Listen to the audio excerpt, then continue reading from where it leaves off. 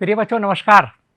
आज वैद्युत आवेश तथा क्षेत्र कक्षा 12 भौतिक विज्ञान प्रथम अध्याय के अंतर्गत मैं आपसे वैद्युत क्षेत्र की अवधारणा की चर्चा करूंगा। आपको याद है पूर्व की वीडियो में हमने चर्चा की थी वैद्युत आवेश और उसके प्रकार की। हमने चर्चा की थी वैद्युत बल एवं उनकी प्रकृति की और हमने जाना था कूलाम के नियम को। कूलाम का नियम तो आपको याद हो गया होगा कि किन्हीं भी दो बिंदु आवेशों के बीच लगने वाला आकर्षण या प्रतिकर्षण बल उन स्थिर बिंदु आवेशों के परिमाणों के गुणनफल के समानुपाती और उनकी बीच की दूरी के वर्ग के व्युत्क्रमानुपाती होता है। कूलाम के नियम को अगर मैं गणितीय रूप में लिखूं, हम लिख सकते हैं F बराबर 1/4 पाई एप्सिलॉन नॉट के Q1 Q2 upon R square. आप समझते हैं ना कि किन्हीं भी दो सजातीय आवेशों के बीच हमेशा प्रतिकर्षण बल लगता है। धनात्मक आवेश दूसरे धनात्मक आवेश को हमेशा प्रतिकर्षित करता है, ऋण आवेश को प्रतिकर्षित करता है और विजातीय आवेशों के बीच हमेशा आकर्षण बल लगता है। आज हम चर्चा करेंगे वैद्युत क्षेत्र की कि भाई आवेश एक दूसरे के समीप आए, उनके बीच वैद्युत बल लगा, पर वो कौन सा फैक्टर है, वो कौन सा कारक है जो इस वैद्युत बल के लिए रेस्पॉन्सिबल है, जिम्मेदार है, किस कारण यह बल लगता है, उसकी हम चर्चा करते हैं। यह क्वेश्चन हमारे मन में सभी के रहता है। आइए, किसी स्थान पर कोई बिंदु O है, मान लीजिए उस बिंदु O पर हम एक Q आवेश रखते हैं। इस आवेश को हम स्रोत आवेश कहते हैं। मान लीजिए इस स्रोत आवेश के पास ही कोई बिंदु A है और उस बिंदु A पर कोई एक आवेश हमने रखा Q0। इस Q0 को हम कहेंगे परीक्षण धन आवेश। ये धनात्मक आवेश है, परीक्षण कर रहे हैं हम ये जानते हैं कि ये दोनों आवेश धनात्मक हैं। जैसे ही ये एक दूसरे के पास आते हैं, Q के कारण Q0 पर और Q0 के कारण Q पर एक बल लगेगा। वो बल कैसा होगा? प्रतिकर्षण का। हमने Q0 को बहुत नगण्य आवेश लिया है, इसके कारण Q पर ज़्यादा इफेक्ट पड़ने वाला नहीं है। तो Q के कारण मान लीजिए Q0 पर बल लगता है, वैद्युत बल लगता है। अब मैं इस Q0 को Q से थोड़ा सा दूर ले जाता हूँ किसी बिंदु B पर, तो ये लगने वाले बल की मात्रा कम हो जाती है। और अगर मैं ये दूरी बढ़ाता चला जाऊं तो एक स्थिति ऐसी आ जाती है कि परीक्षण आवेश पर स्रोत आवेश के कारण लगने वाला बल लगभग नगण्य होता है, ना के बराबर, बहुत कम। ये लगा क्यों? कौन सा फैक्टर ऐसा है भाई जिसके कारण ये वैद्युत बल लग रहा है? तो इस बात को समझने के लिए आपको एक एग्जाम्पल देता हूं। आप अपने कमरे में अंधेरा कर लीजिए। उस कमरे में आप कोई स्रोत लगाइए, जैसे मोमबत्ती हमने जला दिया मोमबत्ती को, तो क्या होगा? उजाला हो जाएगा ना मोमबत्ती के चारों तरफ। पर क्या हमेशा दूर तक उजाला रहेगा या मोमबत्ती के समीप ज़्यादा उजाला होगा? आप ठीक समझ रहे हैं, मोमबत्ती के समीप रोशनी ज़्यादा होगी, प्रकाश की तीव्रता ज़्यादा होगी और जैसे जैसे हम मोमबत्ती से दूर जाते जाएंगे प्रकाश की मात्रा कम होती जाएगी, है ना? ऐसा होता है ना? ऐसा कोई भी आप लाइट सोर्स ले लीजिए, सभी के साथ ऐसा होगा। बिल्कुल सेम, जैसे ही हमने आवेश रखा, उस आवेश के चारों ओर जब किसी स्थान पर कोई आवेश रखते हैं, उसके चारों ओर एक अदृश्य क्षेत्र बन जाता है ना? अब वो उस अदृश्य क्षेत्र जो बनता है, वो अदृश्य क्षेत्र ही उस आवेश का वैद्युत क्षेत्र है ना? आप देखिएगा प्रत्येक व्यक्ति का भी अपना क्षेत्र होता है। अभी हमारे शहर में माननीय प्रधानमंत्री जी नरेंद्र मोदी जी आ जाएं, है ना, तो आपको पता चल रहा है कि भाई उस पार्क में जो है मोदी जी आए हैं, पूरा हुजूम उधर चल पड़ेगा। आकर्षण है ना, वो उधर आ जाएंगे ना सब, उनका एक क्षेत्र है ना चारों तरफ। तो ये एक मैं कहना चाहता हूँ। अब आप देखिए, जैसे ही कोई आवेश देखिए, ये आवेश दूर था, इस आवेश का अपना एक आदर्श क्षेत्र है, पर जैसे ही ये आवेश इस आदर्श क्षेत्र में एंट्री करेगा ना, स्रोत आवेश के, उस पर एक बल लगने लगा, एक वैद्युत बल लगने लगा, है ना? तो इस प्रकार यह बल कैसा होगा? यह निर्भर करेगा आवेश की प्रकृति पर। अगर आवेश सजातीय हैं तो कैसा बल लगेगा? प्रतिकर्षण का। और अगर विजातीय आवेश हैं, एक नेगेटिव है एक पॉजिटिव, तो कैसा बल लगेगा? आकर्षण का। यानी हम कह सकते हैं कि वैद्युत आवेश या आवेशों के निकाय के चारों ओर का वह क्षेत्र जिसमें कोई दूसरा आवेशित कण आकर्षण या प्रतिकर्षण का अनुभव करता है, उस क्षेत्र को वैद्युत क्षेत्र कहा जाता है। ये आपको याद हो गया ना कि आवेश के चारों ओर का वह क्षेत्र जिसमें जैसे ही कोई दूसरा आवेशित कण आता है, उस पर एक वैद्युत बल लगने लगता है और उस क्षेत्र को ही हम वैद्युत क्षेत्र कहते हैं। वैद्युत क्षेत्र की अवधारणा किसने दी थी?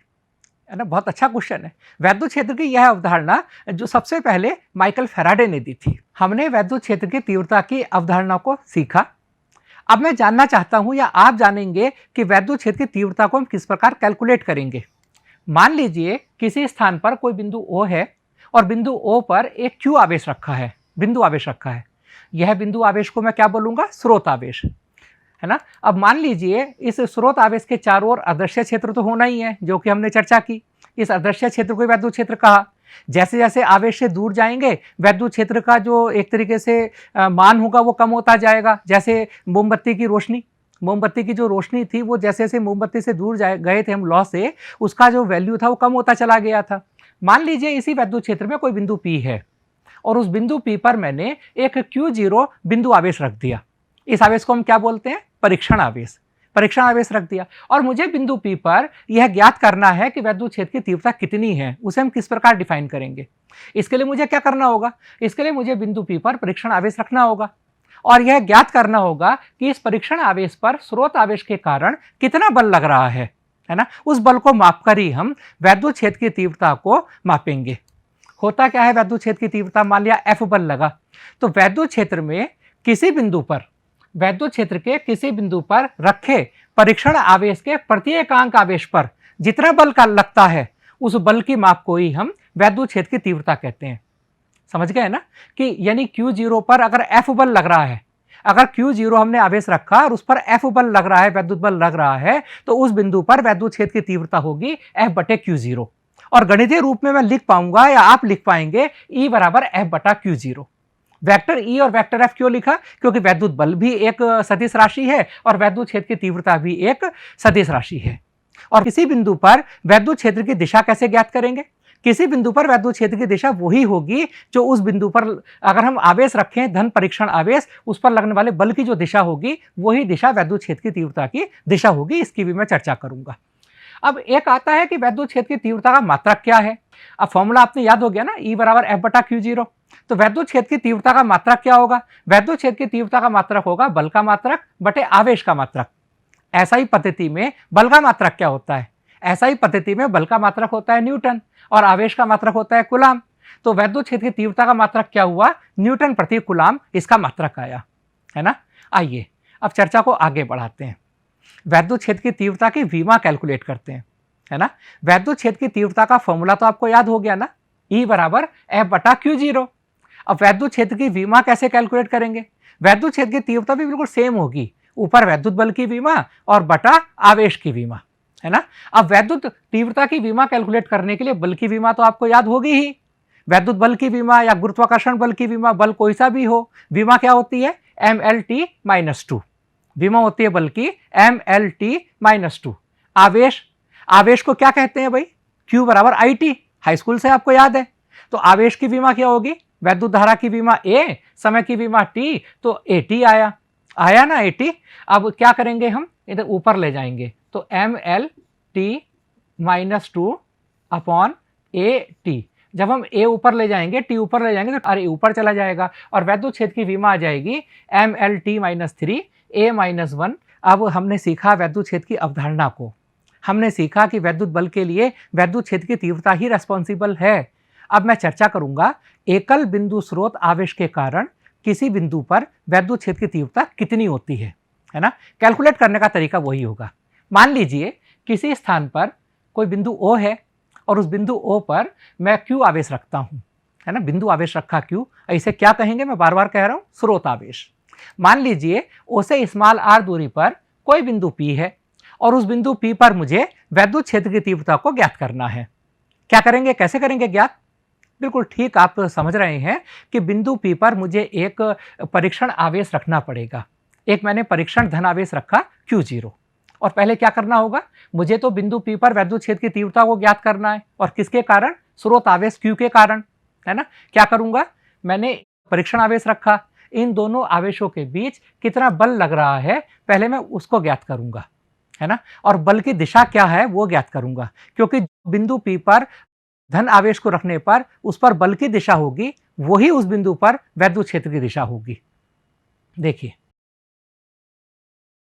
कि ये बल, ये भी प्लस आवेश है, ये भी प्लस आवेश है, तो इनके बीच कैसा बल लगेगा? प्रतिकर्षण का। तो वो दूर की तरफ जाएगा तो बल की दिशा हुई। अब देखिए दोनों बिंदु आवेशों के बीच जो बल लगता है कूलाम के नियम के अनुसार कितना बल मैंने बताया था पहली वीडियो में भी और आज की वीडियो के शुरू में भी।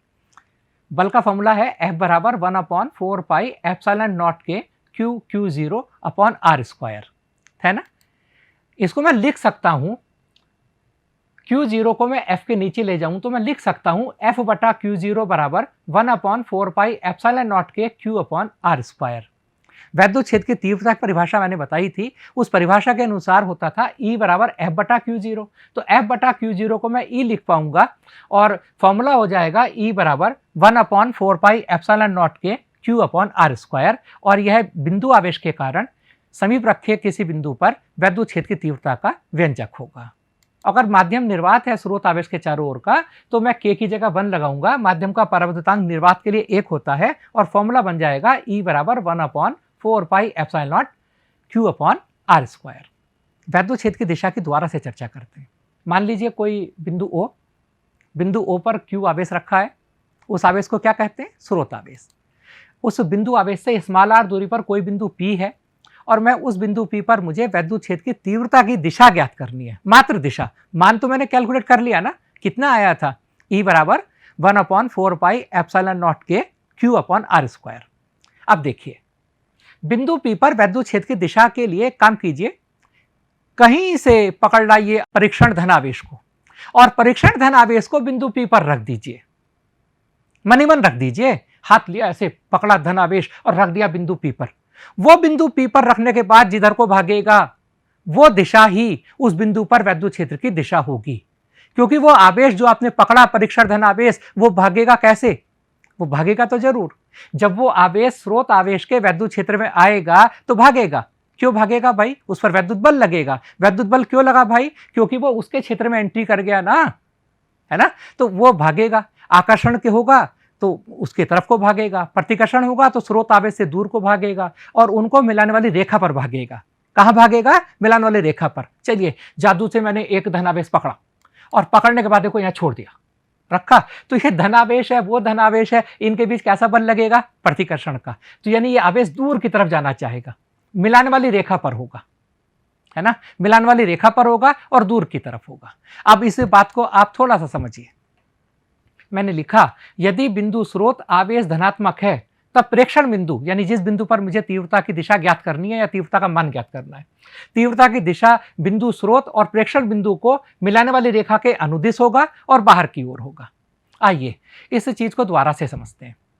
अब इस चीज को ऐसे समझते हैं, आप क्या कीजिए, आप यहां पर अपनी 2 उंगली लीजिए, ये 2 उंगली, आप यहां पर अपनी 2 उंगली लीजिए, उनमें से एक उंगली को तो स्रोत आवेश पर रख लीजिए और एक उंगली को आप प्रेक्षण बिंदु पर रख लीजिए। वो दोनों उंगली पास आना चाहेंगे, दूर दूर, तो दूर जाएंगे तो बल बाहर की तरफ आ जाएगा। तो इस प्रकार आप इसे आगे चलेंगे। अगला स्टेप और लेते हैं, वैद्युत क्षेत्र की दिशा को द्वारा ज्ञात करते हैं ऋण आवेश के कारण।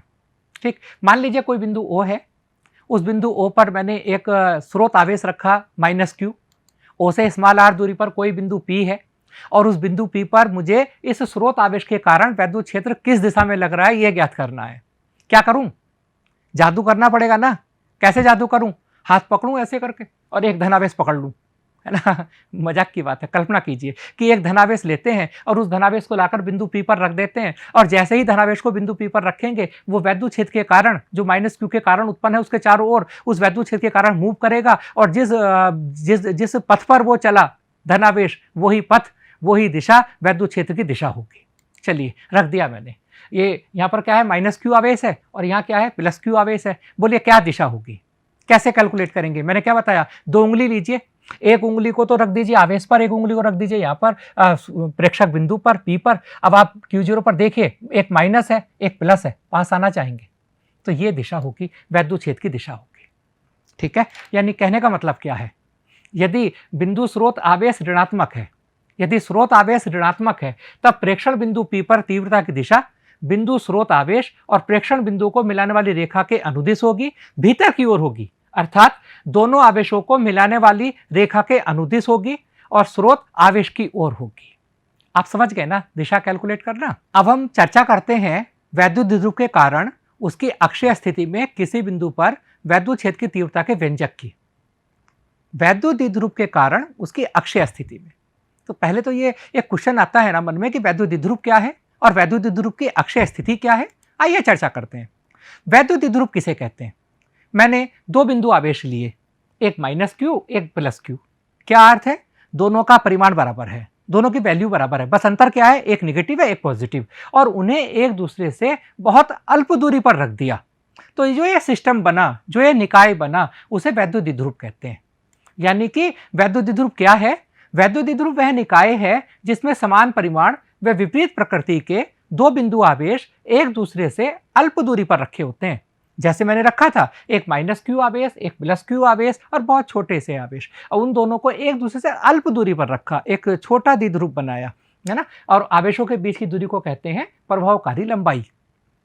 ये यहाँ पर आया, एग्जाम्पल दे देते हैं। और अगर इन दोनों बिंदु आवेशों को मिलाते हुए एक अनंत लंबाई की मैं रेखा खींच दूं, एक अनंत लंबाई की रेखा खींची, तो इस अनंत दोनों आवेशों को मिलाते हुए, तो ये उसकी अक्ष हुई ना, इसे बोलते हैं वैद्युत द्विध्रुव की अक्ष। और वैद्युत द्विध्रुव की अक्ष पर मुझे कोई बिंदु लेना है और उस बिंदु पर मुझे वैद्युत द्विध्रुव के कारण वैद्युत क्षेत्र की तीव्रता को ज्ञात करना है। एक शब्द इसमें आएगा वैद्युत द्विध्रुव आघूर्ण।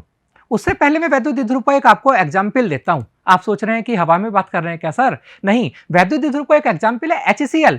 HCl में हाइड्रोजन H और Cl, H पर क्या होता है, एक आंशिक रूप से थोड़ा सा धन आवेश, और Cl पर आंशिक रूप से थोड़ा सा ऋण आवेश, और H हाइड्रोजन और Cl दोनों एक दूसरे से 10⁻11 मीटर पर होते हैं इस अणु में। तो ये अणु एक वैद्युत द्विध्रुव बन जाता है या वैद्युत द्विध्रुव होता है। वैद्युत द्विध्रुव के और भी बहुत से एग्जाम्पल्स हैं, जिनमें से कुछ हैं H2O है, NaCl, AgNO3, CO, NH3, ये भी सब वैद्युत द्विध्रुव हैं। अब मैं चर्चा करता हूं आपसे वैद्युत द्विध्रुव आघूर्ण क्या होता है। देखिए, अभी वैद्युत द्विध्रुव लिया मैंने, दो बिंदु आवेश एक दूसरे से अल्प दूरी पर रखे हैं, उस सिस्टम को वैद्युत द्विध्रुव कहते हैं। वैद्युत द्विध्रुव में किसी एक आवेश का परिमाण, कोई एक आवेश ले लीजिए, भाई है तो दोनों बराबर ही ना, बस एक माइनस एक प्लस है, एक आवेश और दोनों आवेशों के बीच की दूरी 2l के गुणनफल को उस वैद्युत द्विध्रुव का वैद्युत द्विध्रुव आघूर्ण कहते हैं। और वैद्युत द्विध्रुव आघूर्ण को P से व्यक्त करते हैं, और फॉर्मूला क्या होगा, P बराबर Q इंटू 2l, है ना। Q क्या हुआ, एक आवेश का परिमाण, किसी भी एक आवेश का, और 2l क्या है, दोनों आवेशों के बीच की दूरी।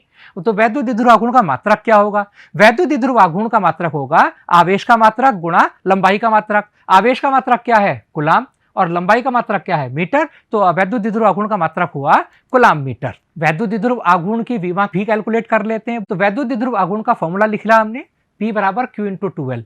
तो Q की विमा इंटू 2l की विमा। 2 क्या है, 2 क्या है, एक शुद्ध संख्या, और शुद्ध संख्या का कोई भी विमा या कोई भी मात्रक नहीं होता है। आवेश की विमा होती है AT, L की विमा होती है L, इसे क्रम वाइज किया तो LTA। तो वैद्युत द्विध्रुव आघूर्ण की दिशा भी है। वैद्युत द्विध्रुव आघूर्ण एक सदिश राशि है, और इसकी दिशा क्या होती है, वैद्युत द्विध्रुव आघूर्ण की दिशा होती है वैद्युत द्विध्रुव की अक्ष के अनुदिश माइनस Q से प्लस Q की ओर। क्या होती है, माइनस Q से प्लस Q की ओर, और वैद्युत द्विध्रुव की अक्ष के अनुदिशी होगी। ठीक, एक न्यूमेरिकल लेते हैं, अंकित प्रश्न लेते हैं।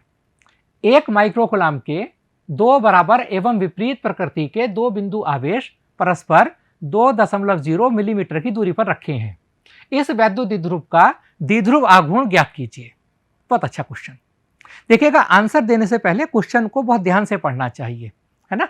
सबसे पहला काम होता है मात्रक चेंज करने का। जैसे एक माइक्रोकूलाम, एक माइक्रोकूलाम को कूलाम में कन्वर्ट करना होगा, तो कहीं से मल्टीप्लाई करेंगे, 10⁻⁻6 से।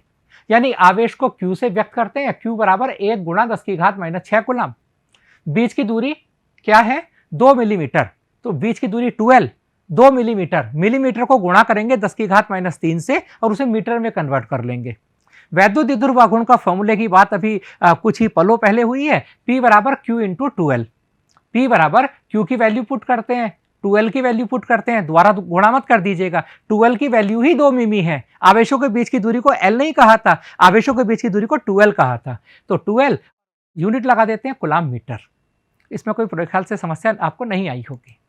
चलिए आज अपने टॉपिक पर आगे बढ़ते हैं। वैद्युत द्विध्रुव की अक्षीय स्थिति में वैद्युत क्षेत्र की तीव्रता। वैद्युत द्विध्रुव से शुरू करेंगे, तीव्रता कैलकुलेट अपने आप होती चली जाएगी। माना AB एक वैद्युत द्विध्रुव है। यह द्विध्रुव दो बिंदु आवेशों -Q और +Q से मिलकर बना है। माना द्विध्रुव के बिंदु आवेशों के बीच की दूरी 2l है। द्विध्रुव का मध्य बिंदु O है।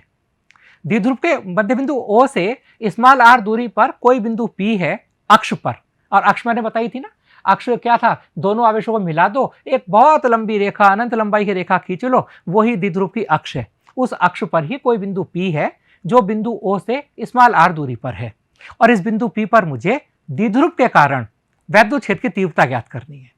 कैसे ज्ञात करूंगा? पहले माइनस Q के कारण बिंदु P पर वैद्युत क्षेत्र की तीव्रता ज्ञात करेंगे, उसका मान ज्ञात करेंगे, उसकी दिशा ज्ञात करेंगे। फिर प्लस Q के कारण बिंदु P पर वैद्युत क्षेत्र की तीव्रता ज्ञात करेंगे, उसका मान भी और उसकी दिशा भी। फिर दोनों की दिशा देखेंगे, फिर देखेंगे क्या होता है, जुड़ते या घटता है, क्या होता है। ठीक, आइए यात्रा शुरू करते हैं। माइनस Q के कारण बिंदु P पर वैद्युत क्षेत्र की तीव्रता के लिए हम कौन से अस्त्र का इस्तेमाल करेंगे? भाई कौन सा हथियार है? माइनस Q तो एक बिंदु आवेश है ना, और एकल बिंदु आवेश के कारण किसी बिंदु पर वैद्युत क्षेत्र की तीव्रता का फॉर्मूला क्या होता है? वो होता है E बराबर 1/4 पाई एप्सिलॉन नॉट के Q upon R square. Minus Q से P तक की दूरी क्या R है? नहीं है ना। माइनस Q से मध्य बिंदु की दूरी L है, आगे की दूरी R है, तो माइनस Q से P तक की दूरी जो है वो R प्लस L होगी। कितनी होगी? R plus L। आप चेक कर लीजिए चाहे तो, आप देखिएगा यहां पर, भाई ये दूरी तो L हुई, 2L की आधी, और आगे की दूरी क्या है? R है, तो ये पूरी दूरी क्या हो गई? R plus L। तो उसे मैं लिख सकता हूं यहां पर, वो दूरी आई है R प्लस L, और उसे मैं लिखूंगा ये वैद्युत क्षेत्र तीव्रता की AP बराबर R प्लस L। यानी कि अब इस जो बिंदु आवेश के कारण वैद्युत क्षेत्र की तीव्रता का फॉर्मूला था, वह मैं R की जगह लगाने वाला हूं 1/4 पाई एप्सिलॉन नॉट के Q upon R plus L का स्क्वायर। लगाऊंगा ना ये फॉर्मूला। वैद्युत क्षेत्र की तीव्रता का मान तो इतना आया बिंदु P पर माइनस Q के कारण। अब हम उसकी दिशा देखें, तो दिशा के लिए मैंने क्या बताया था? मैंने बताया था जादू कि पकड़ लीजिए प्लस आवेश, परीक्षण धन आवेश, और बिंदु P पर रख दीजिए, छोड़ दीजिए, जहां को वो जाएगा जाने दीजिए, जो वह जहां वो जाएगा वही वैद्युत क्षेत्र की तीव्रता की दिशा होगी। मैंने छोड़ा प्लस Q आवेश, तो जैसे ही प्लस Q आवेश छोड़ूंगा तो वो कहां जाएगा? A की तरफ, क्योंकि प्लस है, माइनस की तरफ जाएगा, आकर्षण का बल लगेगा, और ये वैद्युत क्षेत्र की दिशा होगी E1। कहां की ओर आई? P से A की ओर ये दिशा आई। इसी प्रकार अब मैं कैलकुलेट करता हूं प्लस Q के कारण बिंदु P पर वैद्युत क्षेत्र की तीव्रता। प्लस Q के कारण बिंदु P पर वैद्युत क्षेत्र की तीव्रता भी वैसे ही कैलकुलेट करूंगा, है ना। परंतु अब दूरी क्या हो जाएगी? अब R ज्यादा हो गया ना भाई, P से लेकर O तक की दूरी R है, तो P से लेकर B तक की दूरी क्या होगी? कम होगी ना L से, तो R माइनस L वो दूरी होगी। और दिशा क्या होगी? दिशा होगी, मैंने बोला ना, प्लस के कारण दिशा क्या होती है? प्लस के कारण दिशा मिलाने वाली रेखा के अनुदिश बाहर की ओर होती है, क्योंकि आप यहाँ प्लस आवेश छोड़ दीजिए तो प्लस आवेश प्लस से दूर जाएगा, तो ये E2 वैद्युत क्षेत्र हुआ, और दूरी R की जगह मैंने लगाया R माइनस L, और मेरा E2 की वैल्यू आ गया 1/4 पाई एप्सिलॉन नॉट के Q upon R minus L का होल स्क्वायर। चलिएगा, यानी कि अब तक की समरी क्या हुई? अब तक की समरी हुई माइनस Q के कारण वैद्युत क्षेत्र की तीव्रता आई 1/4 पाई एप्सिलॉन नॉट के Q upon R plus L का होल स्क्वायर, और प्लस Q के कारण 1/4 पाई एप्सिलॉन नॉट के Q upon R minus L का स्क्वायर। और दिशा भी उल्टी आई। दिशा उल्टी कैसे आई? दिशा उल्टी ऐसे आई, ये तो आया E1 के कारण, तो दिशा थी आवेश की ओर, P से A की दिशा में, ठीक। और प्लस Q के कारण दिशा क्या आई? प्लस Q के कारण आई B से P की ओर, या A से P की ओर, दोनों बता दीजिए, दोनों बात एक ही है। आई, तो ये आया। अब इनमें बड़ा कौन है? दिशा उल्टी है, तो इनका योग जब मैं करूंगा ना, तो एक दूसरे को घटाना पड़ेगा, पर बड़े में छोटा घटाएंगे, तो बड़ा कौन है? ये E1 या E2? एक क्वेश्चन का जवाब दीजिए। दो संख्या मैं आपके सामने लिखता हूं। एक संख्या मैंने लिखी 1/1000 प्लस 1, और एक संख्या लिखी 1/1000 माइनस 1। बताइए कौन सी बड़ी है? बड़ी वो जिसमें नीचे की वैल्यू छोटी हो, वही तो बड़ी होगी ना। बड़ा वो जो झुककर बात करे, ये याद कीजिएगा, बड़ा वो जो झुककर बात करे, वही तो बड़ा होगा। तो यहां पर नीचे R प्लस L है और यहाँ नीचे R माइनस L है, तो R प्लस L बड़ा होगा नीचे वाला। R प्लस L वैल्यू बड़ी है, परंतु Q upon R plus L का होल स्क्वायर और Q upon R minus L का होल स्क्वायर में यह संख्या E2 की वैल्यू यहाँ बड़ी होगी, जिसमें हर छोटा वो वैल्यू बड़ी। तो यानी परिणामी वैद्युत क्षेत्र अगर मुझे P पर कैलकुलेट करना है, तो मुझे E में से क्या करना होगा? E में से E2 में से E1 को घटाना होगा। चलिए घटा देते हैं। E बराबर E2 माइनस E1, दोनों की वैल्यू मैंने पुट की, दोनों में मैंने कॉमन लिया Q अपॉन 4πε0 के। सॉल्व करेंगे हल्का सा, और सॉल्व करने के बाद ये a plus B plus whole square open करेंगे, वैल्यू आ जाएगी लास्ट में ये Q अपॉन 4πε0 के 4RL upon R square minus L square का होल स्क्वायर। चलिए इस पर भी थोड़ी सी बात कर लेते हैं। ये बताइएगा, आपने कभी अपना कोर्स हमने खरीदा, वैसे बाजार में इंटर का कोर्स भी, अब तो एनसीईआरटी की बुक आ गई है, बहुत सस्ती बुक है, इतना ज़्यादा नहीं होता। मान लेते हैं, मान लीजिए हमने किसी दुकानदार से आप कोर्स लेने गए, आपके पापा, है ना, और वो कोर्स बैठता है मान लीजिए 1004 रुपये का, और 1004 रुपये के कोर्स में हमने क्या किया, दुकानदार को, वैसे तो खुद ही दुकानदार नहीं मांगेगा, और हमने उसे क्या किया, 1000 रुपये दे दिए कि 4 रुपये तो चलते रहते हैं भाई साहब, है ना। तो या 4 रुपये वो दुकानदार कहते अरे कैसी बात करो भाई साहब, भाई 1000 बहुत है, ओके। नेक्स्ट डे आप जाते हैं, आपने उससे 2 रुपये की रबड़ ले ली, है ना, आपने उसे लेकर चल दिए, आप, दुकानदार जाने देगा क्या, बुला लेगा, अरे वो बेटा वो 2 रुपये देकर जाओ, आप चक्कर में हो गए ना।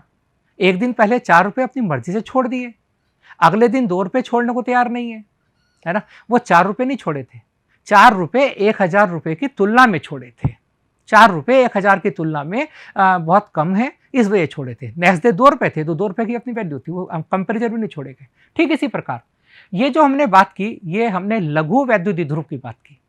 लघु वैद्युत द्विध्रुव में आवेशों के जो बीच की दूरी है ना 12, वो प्रेक्षण बिंदु और मध्य बिंदु के बीच की दूरी r की तुलना में बहुत कम है, तो उसका स्क्वायर तो और भी कम हो जाएगा, यानी L r की तुलना में बहुत कम है, L स्क्वायर r स्क्वायर की तुलना में बहुत कम होगा, तो यहाँ हम L स्क्वायर को छोड़ सकते हैं, हम नेग्लेक्ट कर सकते हैं।